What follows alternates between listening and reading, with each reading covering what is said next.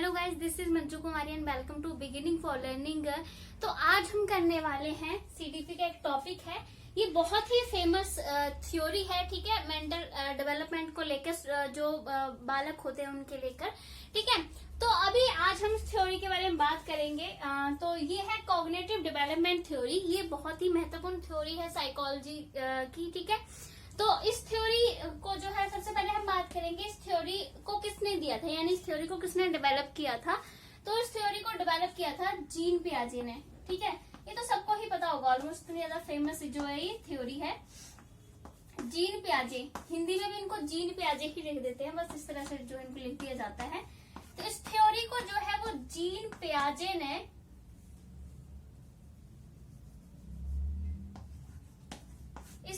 Gene पियाजे ने develop किया था, ठीक है। तो ये थ्योरी है क्या, अगर आपको कॉग्निटिव जो शब्द है उससे ही पता लग जाता है, यानी ये जो थ्योरी है वो जो बच्चे होते हैं, ठीक है, यानी जो एक मनुष्य होता है उसके मेंटल एबिलिटीज को दिखाने के लिए, उसका अध्ययन करने के लिए जो है ये थ्योरी जो है वो काम में आती है। कॉग्निटिव से यानी पता चलता है माइंड की बात की जा रही है, मेंटल जो यानी दिमाग की बात की जा रही है, जो मेंटल स्किल्स हैं, ठीक है, जो मेंटल स्किल्स है यानी जो मानसिक कौशल है, उनकी बात जो है वो यहाँ पर की जाती है। यानी किस तरह से जो है वो एक मनुष्य के दिमाग का डेवलप होता है, किस तरह से वो थिंकिंग सोचता है, किस तरह से माइंड का यूज करता है, यानी मेंटल स्किल्स, यानी मानसिक जो उसका विकास है वो किस तरह से होता है, उसका जो है उसके बारे में जो है ये थ्योरी है। जैसे अगर आपने देखा, हमारे अलग अलग एस्पेक्ट होते हैं डेवलपमेंट के, ठीक है। हमारा सोशल डेवलपमेंट भी होता है, ठीक है, यानी हमारा सामाजिक विकास भी होता है, ठीक है। हमारा उसी तरह से सोशल डेवलपमेंट के साथ हमारा शारीरिक विकास भी होता है, फिजिकल डेवलपमेंट भी होता है कि हम छोटे होते हैं फिर बड़े होते हैं, हाथ पैर सब कुछ डेवलप होता है। उसी तरह ही हमारे माइंड का भी डेवलप होता है, हमारे माइंड का भी विकास होता है, ठीक है। तो उस तरह ही ये तो जो थ्योरी है वो उसी से संबंधित है। जैसे हमारे डेवलपमेंट के अलग अलग एस्पेक्ट हैं, सामाजिक एस्पेक्ट है, ठीक है, हमारा फिजिकल डेवलपमेंट होता है, उस तरह से ही जो हमारे माइंड का डेवलपमेंट भी होता है, वो इस थ्योरी में जो है वो हमें स्टडी करने को मिलता है। तो ये जीन पियाजे ने इस थ्योरी को जो है वो डेवलप किया। इन्होंने क्या किया था, जीन पियाजे ने, इनके 3 बच्चे थे, तो इन्होंने अपने बच्चों की मेंटल स्किल्स यानी उनकी मानसिक क्षमता कैसे डेवलप हो रही है उन पे ही जो है वो अध्ययन किया था। इनके जो 3 बच्चे थे और उसके आस पड़ोस के जो बच्चे थे ना, इनके आस पड़ोस में थे, उन सब बच्चों पर जो है इन्होंने अध्ययन किया, स्टडी की, उनकी मेंटल स्किल्स को जो है वो जानने के लिए, ठीक है। तो इसीलिए जो है इनको फादर ऑफ चाइल्ड साइकोलॉजी भी कहा जाता है, क्योंकि इन्होंने बच्चों की जो मेंटल एबिलिटीज हैं, ठीक है, जो उनकी मानसिक क्षमताएं हैं, माइंड का किस तरह से बच्चों का डेवलपमेंट हो रहा है, किस तरह से वो जो है वो इस तरह से माइंड का आगे प्रयोग करते हैं, क्या क्या डेवलपमेंट होते हैं माइंड के, कैसे होते हैं, उस सब की स्टडी की थी। बच्चों पे इन्होंने अध्ययन किया था, जैसे कि मैंने बताया इनके 3 बच्चे थे और आस पड़ोस के जो बच्चे थे उन पर इन्होंने स्टडी की थी, इसलिए इनको जो है वो फादर ऑफ चाइल्ड साइकोलॉजी भी कहा जाता है, ठीक है, फादर ऑफ चाइल्ड साइकोलॉजी, ठीक है, father of child psychology. Child psychology कहते हैं बाल मनोविज्ञान, ठीक है, यानी इनको बाल मनोविज्ञान का पितामह कहा जाता है। चाइल्ड साइकोलॉजी यानी बाल मनोविज्ञान।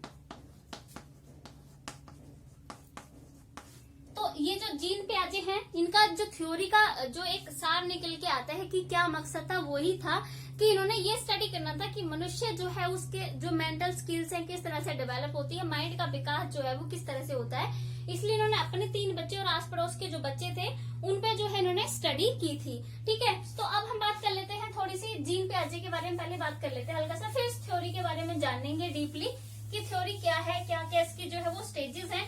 इन्होंने जो है वो स्टेजेस बताई हैं। इन्होंने ये बताया कि जो माइंड का डेवलपमेंट होता है, ठीक है, वो एक मनुष्य का जो डेवलपमेंट होता है वो एकदम कॉन्टिन्यूस नहीं होता है। माइंड का डेवलपमेंट, हमारे जो मेंटल जो स्किल्स है वो अलग अलग एज के अकॉर्डिंग डेवलप होती हैं, ठीक है। तब इन्होंने 4 स्टेजेस जो है वो अपनी बताई हैं। बट उससे पहले हम जीन पियाजे के बारे में थोड़ा सा जान लेते हैं।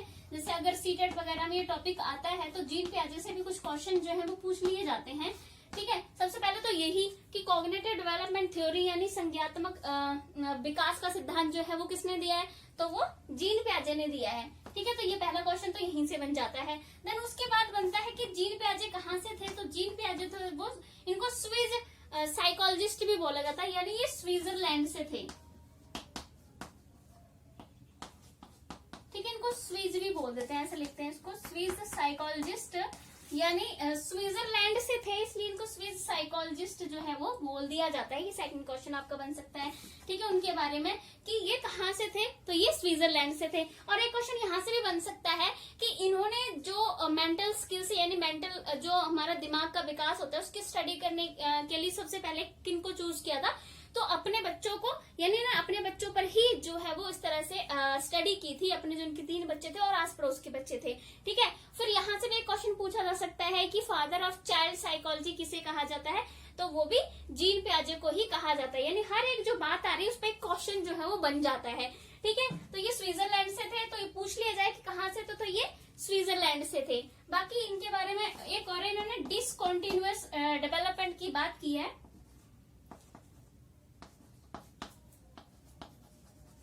डिसकंटिन्यूअस यानी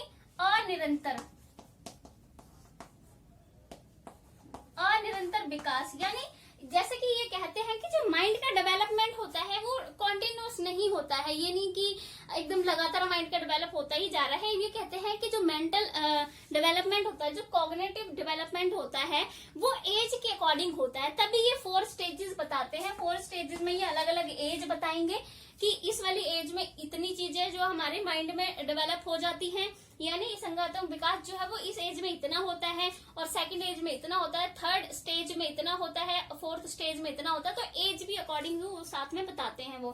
ठीक है, तो ये डिसकंटिन्यूअस कहते हैं कि जो मेंटल जो हमारा संज्ञानात्मक विकास है, कॉग्निटिव डेवलपमेंट है, वो कंटिन्यूअस नहीं होता है, अलग अलग एज में अलग अलग होता है।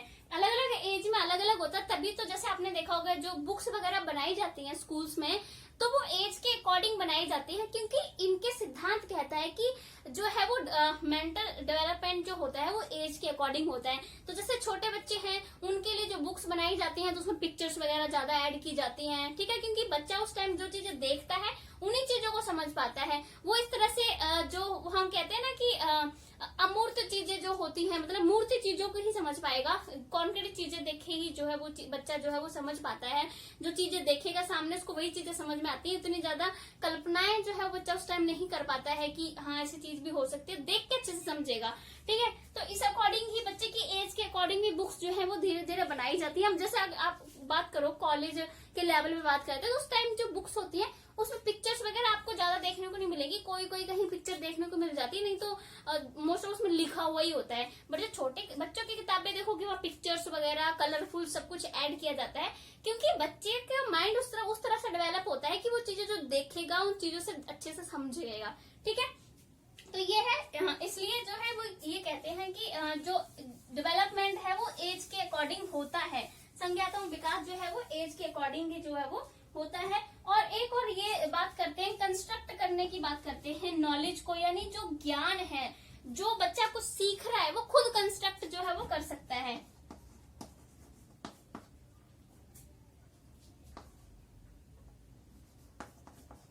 कंस्ट्रक्टिविज्म, ठीक है, कंस्ट्रक्टिविज्म यानी जिसको खुद सृजन बोलते हैं, सृजनात्मक, कि बच्चा जो है वो खुद ज्ञान का सृजन जो है वो कर सकता है।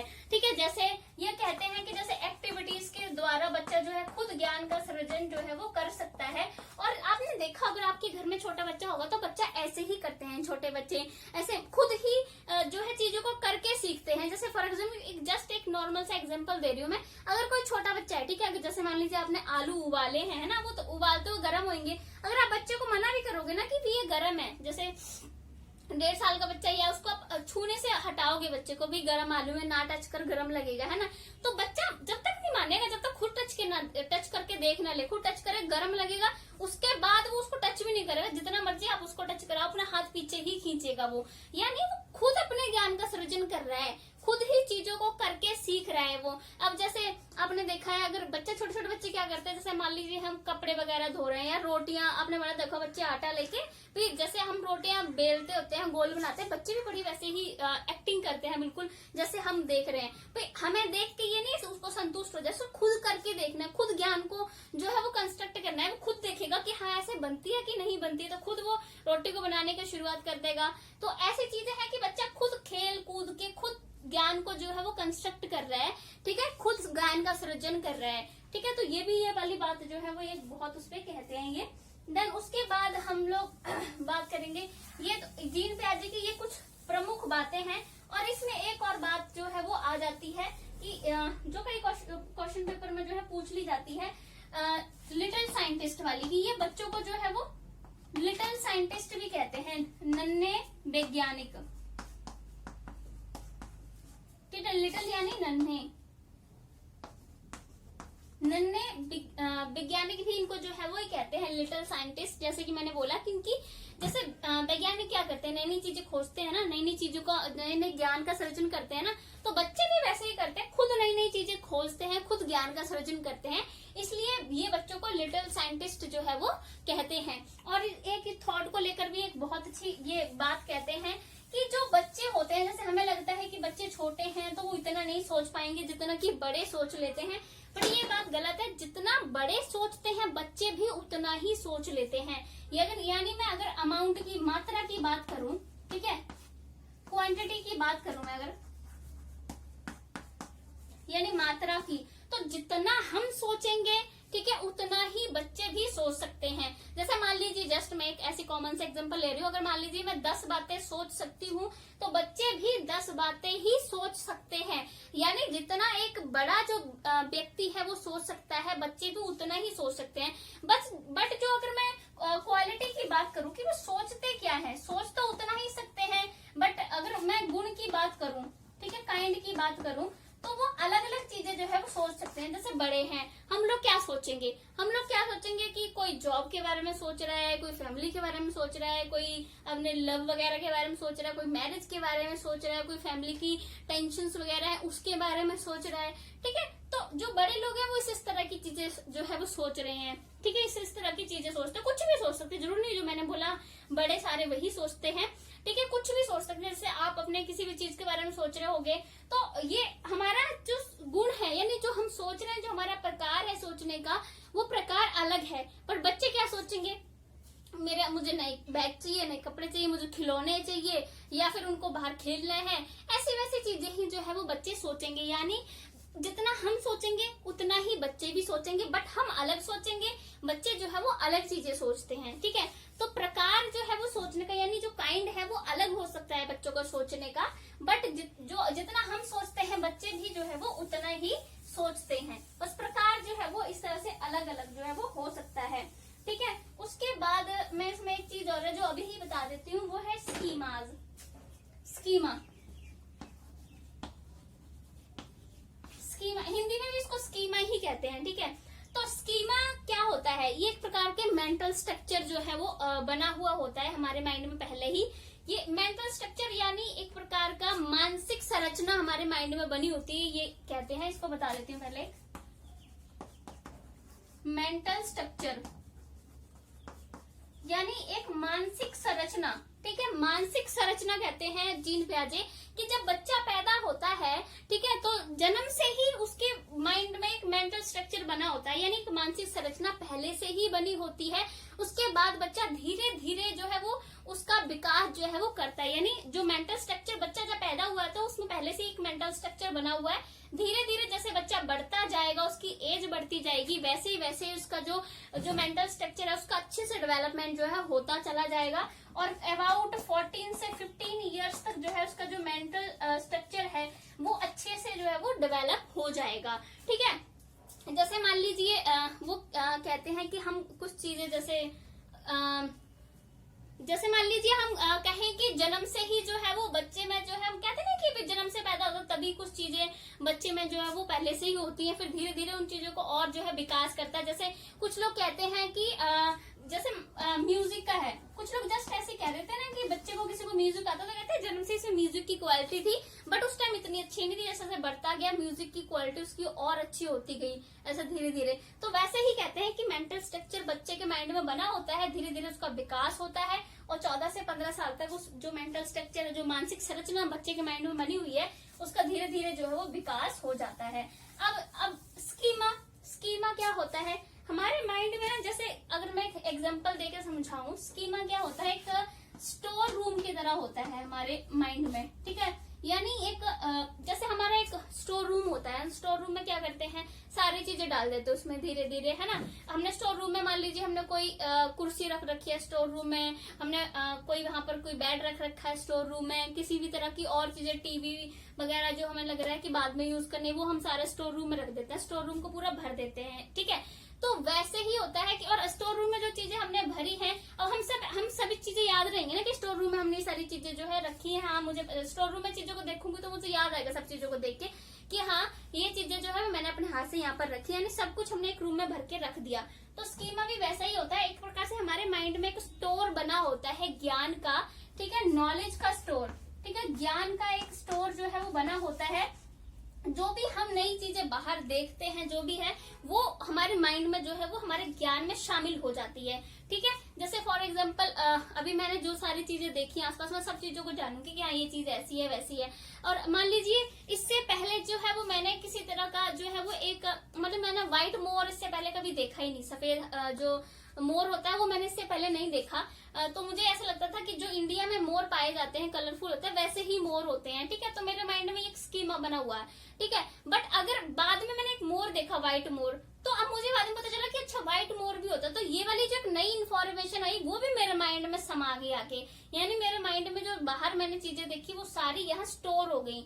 तो वैसा ही होता है कि हमारे दिमाग में एक स्टोर रूम सा होता है ज्ञान का, जिसमें जो भी हम चीजें बाहर देखते रहते हैं सब इसमें इकट्ठी होती चली जाती हैं, ठीक है। तो स्कीमास वही है, जैसे आप कोई भी एक चीज देख लोगे तो अब तो जैसे मान लीजिए अगर मैंने व्हाइट मोर देखा, ठीक है, मैंने जस्ट कहीं भी देख लिया सोशल मीडिया पर, जब उसको रियल में देखूंगी मैं एकदम पहचान कि अच्छा ये वो व्हाइट मोर है कि व्हाइट मोर भी होते हैं। यानी जो आप नई इन्फॉर्मेशन को माइंड में ऐड करते जाते हो, ठीक है, और आपने जो चीज देखी है उसको दोबारा से देखोगे तो रिकॉग्नाइज कर लोगे, आप उस चीज को एकदम जो है वो पहचान सकते हो, ठीक है। जैसे मान लीजिए जब छोटे होते हैं बच्चे, तो जब मैं छोटी थी तो मुझे ये नहीं पता था अमिताभ बच्चन कौन है। तो जब मैंने तो नाम नूम इनका से सुना था मैंने कि अमिताभ बच्चन भी है ना, तो मैं उनको नहीं पहचानती थी। मैं किसी भी एक्टर को मूवी में देखती तो मैं पूछती कि ये अमिताभ बच्चन है कि ये अमिताभ बच्चन है। बट जब मैंने उनको देखा ऐसे सोशल मीडिया पे कि अच्छा ये अमिताभ बच्चन है, ठीक है, तो जैसे मेरे पेरेंट्स वगैरह ने दिखाया, जैसे भी मूवी में उन्होंने मुझे बताया कि ये है अमिताभ बच्चन, तो दोबारा से मैंने किसी और मूवी में जब उनको देखा तो मैंने एकदम रिकॉग्नाइज कर लिया कि अच्छा ये इस वाली मूवी में अमिताभ बच्चन है। तो इस तरह से मेरा एक स्कीमा बन गया कि जो मैंने चीज ऐसे मुझे बताई गई या मेरे पेरेंट्स ने बताई, मैं देखी एकदम मुझे दोबारा से जो है मैंने उसको पहचान लिया, ठीक है। तो इस तरह से स्कीमा जो है वो बने होते हैं, एक नॉलेज का एक स्टोर टाइप होता है, ठीक है। जो भी स्टोर में जाता है उस चीज को हम दोबारा से रिकॉग्नाइज जो है वो कर सकते हैं, ठीक है। अब हम क्या करेंगे, एक और इसमें जो बात आती है लैंग्वेज को लेकर, भाषा के डेवलपमेंट को लेकर, ठीक है। भाषा के विकास को लेकर भी जो पियाजे हैं वो क्या कहते हैं, ये भाषा के विकास को लेकर कहते हैं कि जैसे जैसे जो हमारा कॉग्निटिव डेवलपमेंट होगा, ठीक है, जैसे जैसे हमारा संज्ञानात्मक विकास होगा वैसे ही जो है वो लैंग्वेज डेवलप होगी। यानी अगर हमारा संज्ञानात्मक विकास अच्छे से हो रहा है तो लैंग्वेज भी अच्छे से डेवलप होगी, भाषा भी हम अच्छे से सीखेंगे, ठीक है। और अगर संज्ञानात्मक विकास जो है वो धीरे धीरे हो रहा है तो भाषा भी हम धीरे धीरे ही समझेंगे। यानी ये कहते हैं कि हमारा संज्ञानात्मक विकास पहले होगा, उसकी वजह से जो है फिर जो लैंग्वेज डेवलपमेंट जो है वो होगा। यानी ये ऐसे नहीं कहते हैं कि भाषा का डेवलपमेंट होगा फिर हमारा कॉग्निटिव डेवलपमेंट होगा, नहीं, ये कहते हैं कॉग्निटिव डेवलपमेंट जितना अच्छा होगा उतना अच्छा हमारा लैंग्वेज डेवलपमेंट होगा। यानी पहले कॉग्निटिव डेवलपमेंट होगा फिर उसकी वजह से जो हमारा जो लैंग्वेज डेवलपमेंट है वो होगा, ठीक है। अब उसके बाद हम लोग बात करने वाले हैं इनके 4 जो फैक्टर्स मान लो उनको कारक हैं उनके बारे में बात करेंगे पहले। उसके बाद इनका अडेप्टेशन का भी यानी जो अनुकूलन का भी एक सिद्धांत है वो भी इसमें जो है वो बात आती है। पहले हम वही कर लेते हैं अडेप्टेशन को लेकर यानी अनुकूलन को लेकर उन्होंने क्या बोला है।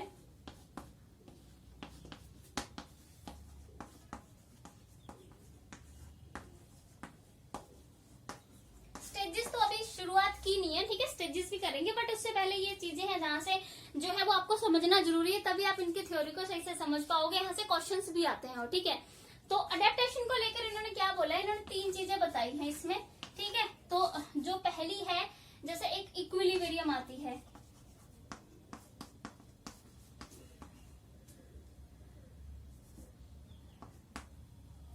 एक मिनट में चेक करती हूँ उसकी स्पेलिंग, इक्विलिब्रेशन, एकोमोडेशन,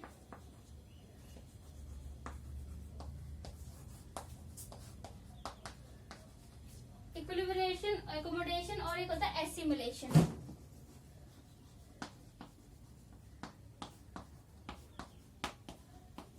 एसिमुलेशन को हिंदी में कहते हैं आत्मसात करना,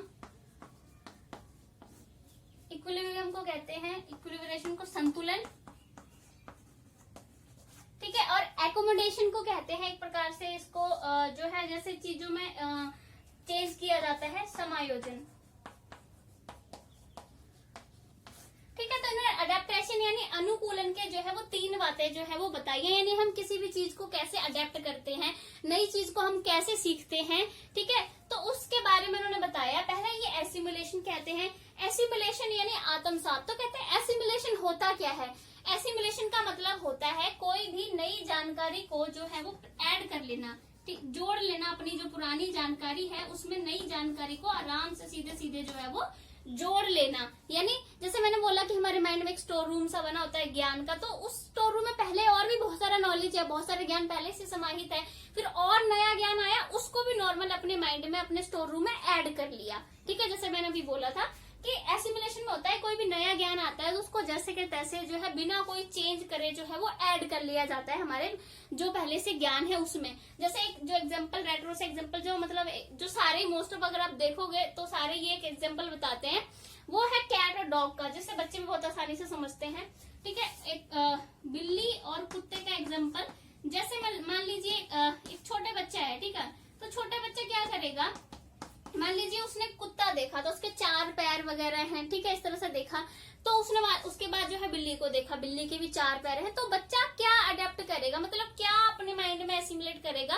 कि ये डॉग है। उसको पहले बताएगा कि जिसके 4 पैर हैं वो जैसे साइज में इतना बड़ा होता है तो वो जो है एक डॉग होता है। तो बच्चे ने जब बिल्ली को देखा, उसी साइज की बिल्ली को देखा, 4 पैर देखे, तो बच्चे ने इसको अपने नॉलेज में ऐड कर लिया कि हाँ ये तो बिल्ली है, मतलब सॉरी ये तो कुत्ता है, 4 पैर हैं तो कुत्ते की भी 4 पैर है, इसकी भी 4 पैर, तो ये भी डॉग है। तो नॉर्मल उसने नए ज्ञान को जो है वो ऐड कर लिया, कोई उसमें चेंज नहीं किया, कुछ नहीं किया, ठीक है। तो उसके बाद हमारे पास आता है ये तो होगा कि जो भी नया ज्ञान है उसको सीधा सीधा ऐड कर लेना, उसमें कोई तरह का कोई परिवर्तन नहीं करना। फिर उसके बाद बीच में हमारी स्टेज आती है जो है वो इक्विलिब्रेशन की स्टेज होती है, ठीक है। एक डिसइक्विलिब्रेशन भी होता है। डिसइक्विलिब्रेशन कैसे आएगा, जैसे इक्विलिब्रेशन और डिसइक्विलिब्रेशन का बता देती हूँ। असंतुलन कैसे बच्चे के माइंड में पैदा होगा, असंतुलन ऐसे पैदा होगा बच्चे के माइंड में, जैसे मान लीजिए आप बच्चे को बताएगा जिसके 4 पैर होते हैं वो कुत्ता है, उसने बिल्ली को देखा उसके भी 4 पैर है, उसने ऐड कर लिया अपनी जानकारी में कि ये भी कुत्ता ही है, ठीक है। बट उसके बाद उसने देखा कि डॉग तो भाव भाव कर रहा है, बिल्ली जो है वो म्याऊ म्याऊ कर रही है, तब उसको लगा कि नहीं ये तो अलग है थोड़ा सा। अब उसके माइंड में असंतुलन पैदा हो गया, यानी डिसइक्विलिब्रेशन उसके माइंड में आया कि नहीं कुत्ता तो भौंक रहा है और बिल्ली म्याऊ म्याऊ कर रही है, तो उसके माइंड में असंतुलन पैदा हो गया एकदम कि क्या है, ये तो अलग चीजें हो गई दो, ठीक है। तो उसके बाद एकोमोडेशन आता है, ठीक है। एकोमोडेशन यानी अब वो क्या करेगा, जो अपनी जानकारी उसमें जो पहले रखी थी दिमाग में कि जिसके 4 पैर होते हैं वो कुत्ता होता है, तो वो जानकारी में अब वो चेंज करेगा, वो ये चेंज करेगा कि नहीं जिसके 4 पैर होते हैं वो सारे कुत्ते नहीं होते हैं, ठीक है। बिल्ली भी हो सकती है, कोई और जानवर भी हो सकता है जिसके 4 पैर होते हैं, ठीक है। तो वो अब ये एकोमोडेशन कर रहा है, यानी उसमें परिवर्तन कर रहा है, अपनी जानकारी में चेंज कर रहा है, उसमें उसको मॉडिफाई कर रहा है, ठीक है। तो ये हो गया एकोमोडेशन, यानी मॉडिफाई करना उस जानकारी को जो हमारी एग्जिस्ट जो हमारी जो स्कीमा बना हुआ उसमें फिट जब नहीं बैठ पाती है, ठीक है, तो उसको जो है वो मॉडिफाई फिर जाके इसको किया जाता है, ठीक है। जैसे एसिमुलेशन में दोबारा से बताती हूँ, एसिमुलेशन का मतलब है जो जानकारी जैसी आई उसको वैसे समाहित कर लिया। जैसे बच्चे ने बताया कि 4 पैर होते हैं कुत्ते के, तो वो जिसके भी 4 पैर देखेगा उसको कुत्ता समझेगा। लेकिन जैसे मैंने फर्क बताया कि कुत्ता भौंक रहा, बिल्ली म्याऊं म्याऊं कर, उसके दिमाग में अब जो है वो जो असंतुलन पैदा हो गया, डिसइक्विलिब्रेशन आ गया कि ये तो अलग 2 चीजें हो गई। तो अब जो उसकी जानकारी है कि 4 पैर वाले सारे कुत्ते होते हैं उसमें वो चेंज करेगा, मॉडिफाई करेगा और समझेगा कि नहीं सारे ऐसे जिनके 4 पैर होते हैं वो कुत्ता ही नहीं होता है, तो उसको एकोमोडेशन बोलेंगे, यानी अपनी जो जानकारी उसको मॉडिफाई करके अपने माइंड में सजोना, ठीक है। तो ये हो गई हमारे पास 4 चीजें, सॉरी 3 चीजों के बारे में। जैसे अगर मैं एक मैथ के एग्जांपल से ही समझाऊं तो मैथ में भी जिस तरह से हम कोई क्वेश्चन सॉल्व करते हैं, है ना, तो कोई फॉर्मूला होता है, तो हमने जैसे मान लीजिए एक फॉर्मूला है और हमने कोई नया क्वेश्चन आया हमारे पास, तो हम उस नए क्वेश्चन को पुराने फॉर्मूले से ही सॉल्व कर ले रहे हैं, तो वो हमारे एसिमुलेशन हो गया कि हमने आत्मसात कर लिया कि हमारे पास एक फॉर्मूला है। मान लीजिए हमारे पास Q फॉर्मूला है, ठीक है, Q1 फॉर्मूला है कोई भी मैथ का क्वेश्चन सॉल्व करने के लिए, तो कोई भी जो नया क्वेश्चन आया हमने इस फॉर्मूले से उस क्वेश्चन को सॉल्व कर लिया, यानी इसको हमने आत्मसात किया नॉर्मली, ठीक है। उसके बाद देखा कि एक और क्वेश्चन आया जो कि इस फॉर्मूले से सॉल्व ही नहीं हो रहा है, तो हमारे दिमाग में असंतुलन पैदा हो गया, है ना, कि सॉल्व ही नहीं हो रहा है इस वाले हमारे फॉर्मूले से ये क्वेश्चन तो सॉल्व ही नहीं हो रहा है, असंतुलन पैदा हुआ। तो अब हम क्या करेंगे, अपनी जो एक हमारे पास जो स्कीमा बना हुआ है, जो हमारे पास जो जानकारी है पहले कि इस फॉर्मूले से क्वेश्चन सॉल्व हो जाएंगे, उसको हम मॉडिफाई करेंगे। मॉडिफाई कैसे करेंगे, हम उस क्वेश्चन को जो है वो नए फॉर्मूले से सॉल्व करेंगे। तो यानी हमने अपनी इंफॉर्मेशन में मॉडिफाई किया, उसको थोड़ा सा चेंज किया, ठीक है। तो ये हो गया अडेप्टेशन के अब हम लोग जो है बात करने वाले हैं 4 फैक्टर्स के बारे में, देन इनके स्टेजेस के बारे में हम बात करेंगे, ठीक है।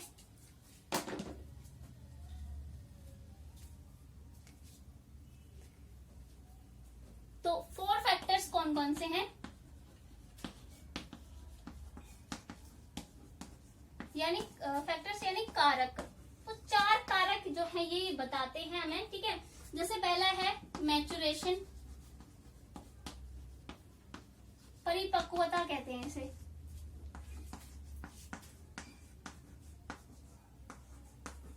ठीक है। मैचुरेशन, ये 4 फैक्टर्स हैं। तो पहला फैक्टर है मैचुरेशन। तो जीन पियाजे मैचुरेशन के बारे में क्या कहते हैं, जीन पियाजे कहते हैं मैचुरेशन के बारे में कि जो परिपक्वता आती है, जैसे जैसे बच्चे की एज बढ़ती जाती है, यानी उसमें जो है मैच्योर होता जाता है जैसे जैसे बच्चा, उतना ही उसके माइंड का डेवलपमेंट जो है वो अच्छे से होता चला जाता है। जो कि मैंने शुरू में ही बोला था, इनका यही कहना है कि जैसे जैसे बच्चे की एज बढ़ेगी वैसे वैसे जो है वो बच्चा जो है नई नई चीजें जो है वो सीखता चला जाएगा, ठीक है। जैसे अगर छोटा बच्चा है तो वो कुछ चीजें नहीं कर पाएगा, ठीक है, बट जैसे बच्चे की थोड़ी एज बढ़ेगी तो वही उन चीजों को जो है वो आराम से कर पाएगा। यानी ये कहते हैं कि बच्चे का जो संज्ञानात्मक ज्ञान है वो एज के अकॉर्डिंग, जो हमारी मेच्योरेशन है, मेच्योरेशन यानी परिपक्वता जैसे जैसे बढ़ती है, जैसे जैसे बच्चे की एज बढ़ती है, वो चीजों को नए नए तरीके से सीखता जाता है, सीखने के लिए और ज्यादा अच्छे से वो तैयार जो है वो होता चला जाता है, ठीक है। जैसे मान लीजिए 6 साल का बच्चा जो है वो अच्छे से मान लीजिए कि 2 किलो वेट जो है वो नहीं उठा पा रहा है, मान लीजिए 6 साल का बच्चा है, ठीक है, बट जैसे ही बच्चा 10 साल का होगा तो वो आराम से उठा लेगा। यानी एज के अकॉर्डिंग जो है उसका इस तरह से डेवलपमेंट हुआ ना। जैसे 6 साल का बच्चा है, मान लीजिए आप उसको बोल लोगे कि भूत होता है तो वो यकीन कर लेगा कि हाँ भूत होता है। वही अगर आप जो है 15 साल के बच्चे को बोलोगे भूत होता है तो वो यकीन नहीं करेगा कि भूत होता है। यानी उसके मेंटल डेवलपमेंट अब एज के अकॉर्डिंग हो चुका है इतना कि आप उसके ऐसे भूत भूत कह के डराओगे तो वो डरेगा नहीं।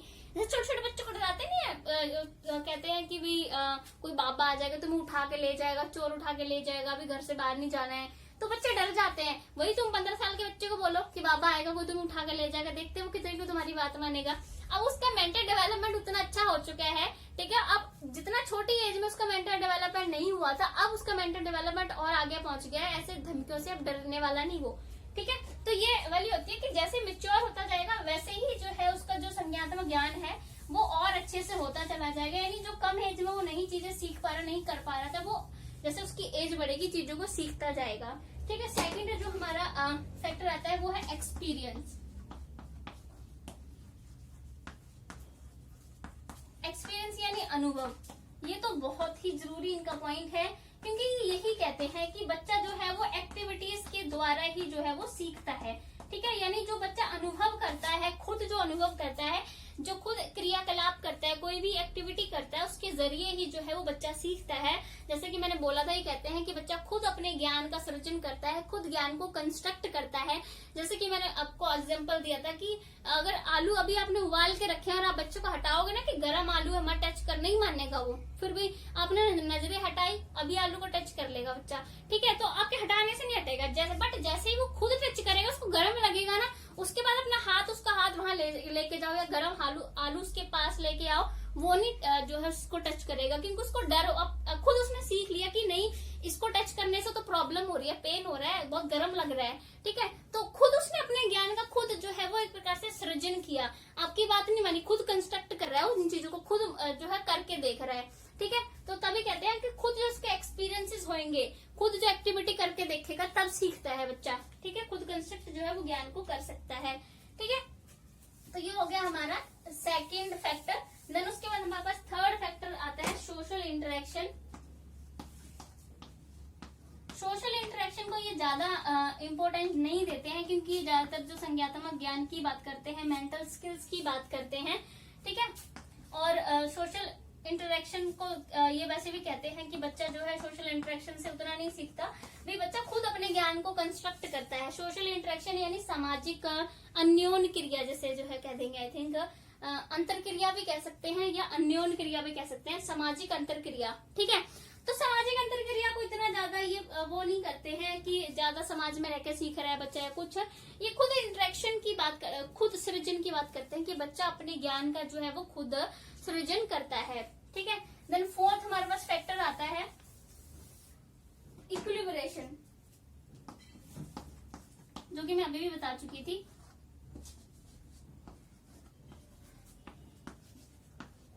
इक्विलिब्रेशन यानी संतुलन। तो संतुलन जैसे कि मैंने आपको बोला ही है कि बच्चे के माइंड में अगर कोई आपने उसको पहले कोई चीज सिखाई है, ठीक है। आप जैसे अगर मैं एक मैथ के क्वेश्चन को लेके बात करूं, जैसे मेरे को मैथ से बहुत डर लगता है, रवि भी लगता है, तो मैथ को लेकर ऐसा होता है कि अगर मान लीजिए मुझे कोई भी क्वेश्चन सॉल्व करने का एक फॉर्मूला समझ में आ गया, जैसे मान लीजिए मुझे Q2 फॉर्मूला है और ये फॉर्मूला मुझे बहुत अच्छे से समझ में आ गया है, तो मैं क्या कोशिश करती थी कि मैं क्योंकि ये फॉर्मूला मेरे को बहुत अच्छे से आ गया, तो मैं हर क्वेश्चन को एक ही फॉर्मूले से सॉल्व करने की कोशिश करती थी, क्योंकि मेरे को फॉर्मूला पता है, मुझे मजा भी आता था, क्योंकि जो मुझे आता है उसको करने में तो मजा आएगा ही। तो जो है क्या, मैं हर क्वेश्चन को उसी से सॉल्व करने की कोशिश करती थी, ठीक है। तो जो क्वेश्चन उस वाले फॉर्मूले से सॉल्व हो जाते हैं, मुझको बहुत अच्छा लगता था कि ठीक है, इस वाले फॉर्मूले से ये क्वेश्चन जो है सॉल्व हो गया।